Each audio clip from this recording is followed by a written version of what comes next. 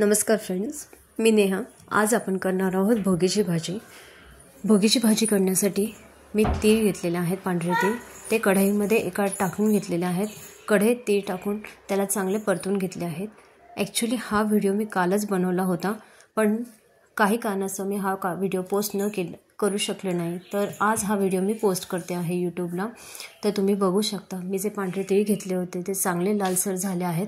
त्यानंतर पांढरे तीळ घातल्यानंतर याच्यामध्ये शेंगदाणे टाकायचे आहेत। ॲक्च्युली माझ्याकडे भाजलेले शेंगदाणे ऑलरेडी घरात होते, तर ते भाजलेले शेंगदाणे मी याच्यात थोडेसे टाकते आहे। जास्त नाही, थोडेसेच आपल्याला टाकायचे आहेत त्याच्यात। तर हे एवढ्यासाठीच मी याच्यात एकजीव करते आहे, कारण वेगळं सेपरेट न करता याच शेंगदाण्यांना मला थोडीशी हीट द्यायची आहे। तुम्ही बघू शकता, अशा प्रकारे तीळ आणि शेंगदाणे मी चांगले भाजून घेतलेले आहेत। आणि हे मिश्रण एका मिक्सरच्या भांड्यामध्ये काढून घेणार आहे। मिक्सरच्या भांड्यात आपल्याला ते मिक्सर वाटायचं आहे। मिक्सरमध्ये वाटताना तीळ, शेंगदाणे, कोथिंबीर, थोडंसं जिरं मी घेतलेलं आहे आणि ओलं खोबरं होतं माझ्याकडे, ते ओलं खोबरं पण थोडंसं मी घेतलेलं आहे।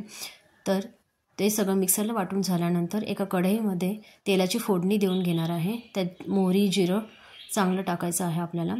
त्यानंतर जे मिश्रण वाटलं होतं ते सगळं मिश्रण मी तेलामध्ये टाकणार आहे। तुम्ही बघू शकता, अशा प्रकारे ते छान खरपूस परतून घ्यायचं आहे आपल्याला। मसाल्यांमध्ये याच्यामध्ये लाल तिखट टाकायचं आहे, काळा मसाला 1 चमचा, हळद, हिंग अर्धा चमचा टाकायचा आहे, धण्याची पावडर मी 1 चमचा घेतलेली आहे, चवीनुसार आपल्याला याच्यामध्ये मीठ टाकून घ्यायचं आहे। हे सगळं मिश्रण तेलामध्ये चांगलं परतून घ्यायचं आहे।